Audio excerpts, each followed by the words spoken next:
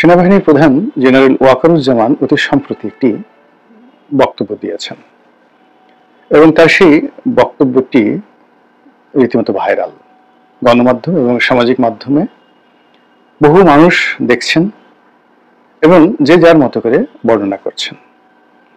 এবং তার সেই বক্তব্যের সময় তার বডি ল্যাঙ্গুয়েজ, তারপর তার মুখভঙ্গি এবং তার শব্দচয়ন এবং একই সঙ্গে সেই বক্তব্যের মাধ্যমে তিনি যে বিষয়গুলো তুলে আনার চেষ্টা করেছেন, আমি আমার ক্ষুদ্র বুদ্ধি মতো সেই বিষয়গুলো খুব সংক্ষেপে আপনাদের সামনে তুলে ধরার চেষ্টা করব। আমি যতটুকু বুঝেছি তাতে মনে হয়েছে যে সেনাবাহিনীর প্রধান জেনারেল ওয়াকারুজ্জামান বর্তমানের যে সার্বিক পরিস্থিতি, এই পরিস্থিতির বেহাল দশা রাজনীতিতে, বেহাল দশা অর্থনীতিতে, বেহাল দশা সমাজের শৃঙ্খলায় এবং বিশৃঙ্খলায়, সবকিছু নিয়ে তিনি ত্যক্ত এবং বিরক্ত। 2 নম্বর হলো যে তিনি বারবার একটি কথা বলার চেষ্টা করছেন যে তার অন্য কোনো লোভ লালসা নেই, আকাঙ্ক্ষা নেই। এই কথা দ্বারা তিনি বোঝাতে চেষ্টা করেছেন যে অনেকেই আমরা এই সামাজিক মাধ্যমে বিভিন্ন সময় বলে আসছি যে সেনাবাহিনী ক্ষমতা নিয়ে নেবে, সেনাবাহিনী ক্ষমতায় আসবে, দেশের যে অবস্থা সেই অবস্থায় সেনাবাহিনীর ক্ষমতা গ্রহণ ছাড়া কোনো অবস্থাতেই এই পরিস্থিতির উন্নয়ন ঘটানো সম্ভব নয়। সম্ভবত এই সকল প্রচার প্রোপাগান্ডার বিপরীতে তিনি বলার চেষ্টা করেছেন যে তিনি ক্ষমতালোভী নন, তার কোনো আকাঙ্ক্ষা নেই, আগ্রহ নেই এবং এই ধরনের কোনো প্ল্যান নেই।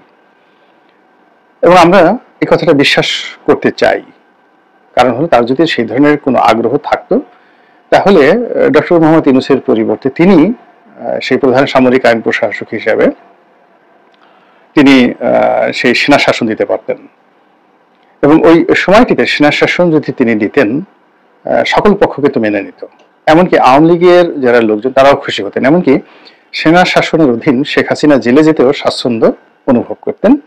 বিএনপিও এখন যে একটা অস্থিরতার মধ্যে পড়েছে, অস্বস্তির মধ্যে পড়েছে, তো তখন বিএনপি অনায়াসে 2 বছর 3 বছর সেনা শাসনের অধীনে তারা থাকতে তাদের আপত্তি জানাতেন না। আর জামাত তো সবার আগে সেই তাদের যে স্বাগতম আহলান ওয়া সাহলান এই ফুলের মাল্য নিয়ে সেনাপ্রধানের সেই অফিসে চলে যেত। তো যাই হোক, ডক্টর ইউনূসও খুশি হতেন, তিনি তো শুধুমাত্র মামলা থেকে মুক্তি পেতে চেয়েছিলেন। ছাত্ররাও খুশি হতো, এর কারণ হলো তারা চাকরি চেয়েছিল।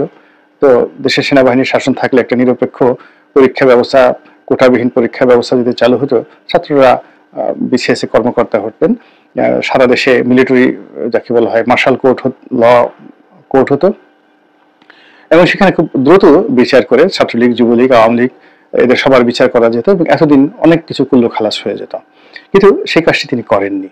সেই কাজটি তিনি না করে একটি বেসামরিক প্রশাসনের হাতে বা সরকারের হাতে ক্ষমতা দিয়েছেন। পেছন দিক থেকে তিনি লজিস্টিক সাপোর্ট দিয়েছেন এবং এখন পর্যন্ত দিয়ে যাচ্ছেন। কিন্তু এতে করে পরিস্থিতির অবনতি হয়েছে, ভীষণ রকম অবনতি হয়েছে এবং এই অবনতির কারণে তিনি বিরক্তি প্রকাশ করে বলেছেন এনাফ ইজ এনাফ। কিন্তু এই কথা বললে তিনি নিজের যে দায়, এই দায় থেকে তিনি মুক্তি পাবেন না। প্রথম কারণ হলো জনগণ কিন্তু শেখ হাসিনার পালিয়ে যাওয়ার পর সেনাপ্রধানের কথার উপর বিশ্বাস করেছে যে আমার উপর আস্থা রাখেন, আমি সবকিছু দেখছি। তারা কিন্তু ডক্টর মোহাম্মদ ইউনূসকে সেনাপ্রধানের মনোনীত ব্যক্তি হিসেবে মনে করেন। সেনাপ্রধানকে ডক্টর মোহাম্মদ ইউনূসের অধীনস্থ মানে ব্যক্তি বা কর্মকর্তা, যেটা শেখ হাসিনা জমানাতে তিনি ছিলেন, ওটা মনে করে না কেউ। তো কাজেই তিনি ইচ্ছে করলে যদি খালি বলেন এনাফ এনাফ বা এটা হয়েছে এটা হয়েছে, এটা বললে তিনি পার পাবেন না। এটা হলো বাস্তবতা। দ্বিতীয় যে বিষয়টি এসছে সেটা হলো যে আমরা সেনাবাহিনীর ক্ষমতা বৃদ্ধি করার, তাদেরকে ম্যাজিস্ট্রেসি পাওয়ার দেওয়ার ব্যাপারে সুপারিশ করেছিলাম। সেনাবাহিনী ডিপ্লয় করা ছিল 30,000 সেনাবাহিনী, কিন্তু তাদের ম্যাজিস্ট্রেসি পাওয়ার ছিল না, আমরা যারা বলেছিলাম। তারপরে সরকার তাদেরকে ম্যাজিস্ট্রেসি পাওয়ার দিয়েছে এবং এখন পর্যন্ত ম্যাজিস্ট্রেসি পাওয়ার নিয়ে সেনাবাহিনী উল্লেখযোগ্য এরকম কোনো কাজ করেছেন বা করার ফলে দেশের শান্তি শৃঙ্খলায় আসছে, এরকম পরিস্থিতি আমরা এখনো লক্ষ্য করিনি। ফলে তিনি যতই এনাফ এনাফ বলেন না কেন, আলটিমেটলি সরকারের কর্তা ব্যক্তি হিসেবে সমস্ত কিছুর জন্য তাকেও একটা সময় জবাবদিহি করতে হবে, এটা হলো বাস্তবতা। আর প্রকৃতির একটা লীলা খেলা আছে, ভীষণ রকম লীলা খেলা আছে, যেটা জেনারেল ওয়াকারুজ্জামানের জন্য এই মুহূর্তে রেড সিগন্যাল হতে পারে। সেটা হলো যে মানুষ যা চায় না সে মানুষের পেছনে সেই জিনিসটি ঘুরতে থাকে, আর যারা যে জিনিসটি ব্যাপারে লালায়িত তারা কখনো সেই জিনিসগুলো পায় না।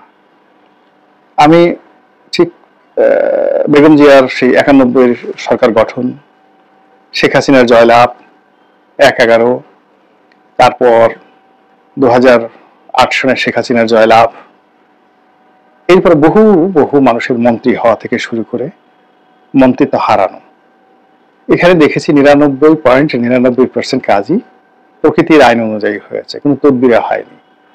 আশ্চর্যজনক সব ঘটনা হয়েছে, কল্পনাও করতে পারেনি যে একটা মানুষ মন্ত্রী হবে, সে মন্ত্রী হয়ে গেছে। ইভেন ডক্টর মোহাম্মদ ইউনূস আজকের এই পর্যায়ে আসবেন, এখানে প্রকৃতি খেলে দিয়েছে। তিনি কল্পনাও করেননি, তিনি প্ল্যান করছিলেন যে কি করে পালাবেন, কোন দেশে থাকবেন, গ্রেপ্তার যদি হয়ে পড়ে তাহলে কি হবে, ইত্যাদি ইত্যাদি অনেক কিছু, কিন্তু আল্লাহ তাকে সিংহাসনে বসিয়ে দিয়েছেন। তো সেনা প্রধান যত বেশি ক্ষমতাকে অ্যাভয়েড করতে চাইবেন বা যতবার তিনি বলবেন আমি এটা চাই না ওটা চাই না, আলটিমেটলি ওই জিনিসগুলো প্রকৃতির নিয়মে তার পিছে পিছে ছুটবে, তার পিছে পিছে ছুটতে থাকবে। আপনি এই কথাটা লিখে রাখেন, যে আজকে বললাম এই কথাটা লিখে রাখেন, এবং এটাই প্রকৃতির নিয়ম। কিংবা আজকের যে সেনাবাহিনী প্রধান, তাকে তো মূলত এই কাজের জন্য শেখ হাসিনা নিয়োগ দেননি। শেখ হাসিনা যে কাজটির জন্য নিয়োগ দিয়েছেন সেটা তার জন্য বুমেরাং হয়েছে শেখ হাসিনার জন্য। সেনাপ্রধান আজকে এই দায়িত্ব পালন করবেন, তিনি সেটা নিজেও চাননি। যাই হোক, এই হলো তার যে বক্তব্যের কয়েকটা দিক, এবং সেখানে তাকে নিয়ে প্রকৃতি খেলছে। The nature itself is playing with him, এবং তিনি সেই প্রকৃতির খেলার বাইরে যেতে পারবেন না। এটা তিনি যত দ্রুত বুঝতে পারবেন, তাড়াতাড়ি বুঝতে পারবেন, আর সেটি তার জন্য ভালো হবে। 1 2 নম্বর হলো যে তার উপর যে প্রকৃতি ভর করেছে, এই ভাষণে আমি দেখলাম তিনি যে কমান্ড নিয়ে বা কমান্ডিং ভয়েসে যে কথাগুলো বলছিলেন, এবং যেভাবে নির্দেশনা দিচ্ছিলেন, এবং যেভাবে ডক্টর মোহাম্মদ ইউনূসের রেফারেন্স দিচ্ছিলেন, রাজনৈতিক দলগুলোকে নিয়ে কথা বলছিলেন, এবং স্পষ্টতই তার যে সিদ্ধান্ত, তার দৃষ্টিভঙ্গি, এবং এখানে যেমন এখানে কোনো ইফ চলবে না, বাট চলবে না, অর্থাৎ যদি কিন্তু চলবে না। এবং তিনি একটা জায়গাতে বলছেন যে এই জায়গাটিতে ফুল স্টপ দিয়ে দিতে হবে, এর সামনে আর এগোনো যাবে না। বিডিআর এর বিচার নিয়ে তিনি বলছিলেন যে এখন বিচারে নিয়ে বিদেশের ইউটিউবাররা এখানে নেগোসিয়েশন করার চেষ্টা করছে, রাজনীতিবিদরা এখানে তদবির করার চেষ্টা করছে। তো বিডিআর সদস্যরা যে নির্মম হত্যাকাণ্ড ঘটিয়েছে এবং সেনা সদস্যদেরকে মেরেছে, এই টোটাল প্রক্রিয়াটা এই জায়গাতে ডট দিয়ে দেওয়ার জন্য তিনি যেভাবে নির্দেশনা দিয়েছেন, এটি গত 7 মাসে কখনো হয়নি। ফলে মনে হচ্ছে প্রকৃতি তাকে নিয়ে যে খেলছে, সেই খেলার যে জায়গাটি, সেই জায়গাটিতে তার কণ্ঠে, তার শব্দচয়নে, তার চাহনিতে, তার অঙ্গভঙ্গিতে এমন অনেক কিছু ঘটে গেছে এই ভাষণটিতে, যেটা তিনি হয়তো নিজেও কল্পনা করতে পারছেন না। কিন্তু যারা প্রকৃতি নিয়ে বিশ্লেষণ করেন, বিচার করেন, তারা ঠিকই বুঝতে পেরেছেন। এখানে কতগুলো বিষয় তিনি বলেছেন যে ডিসেম্বর মাসে নির্বাচন বা 18 মাসের মধ্যে নির্বাচন। আমি যেভাবে ডক্টর মোহাম্মদ ইউনূস সাহেবের সঙ্গে দেখা করেছি, তিনিও এখানে সম্মতি দিয়েছেন। বারবার তিনি একটি ফ্রি, ফেয়ার অ্যান্ড ইনক্লুসিভ ইলেকশনের কথা বলেছেন, অর্থাৎ সেখানে আওয়ামী লীগকে নিষিদ্ধ করা কোনো প্রশ্নই আসে না, আর এখানে সকল রাজনৈতিক দলের যে অংশগ্রহণ, এটি তিনি চাচ্ছেন, এবং এর বাইরে তিনি যাবেন না, তার পক্ষে যাওয়া সম্ভব না। এই কথাগুলো তিনি স্পষ্টভাবে এর আগে কখনো এতটা দৃঢ়তার সঙ্গে বলেনি। বরং প্রথমবার যখন তিনি বলেছিলেন 18 মাসের মধ্যে নির্বাচন হতে পারে, তখন ডক্টর মোহাম্মদ ইউনূসের সরকারের অনেক কর্তা ব্যক্তি বিরূপ মন্তব্য করেছেন।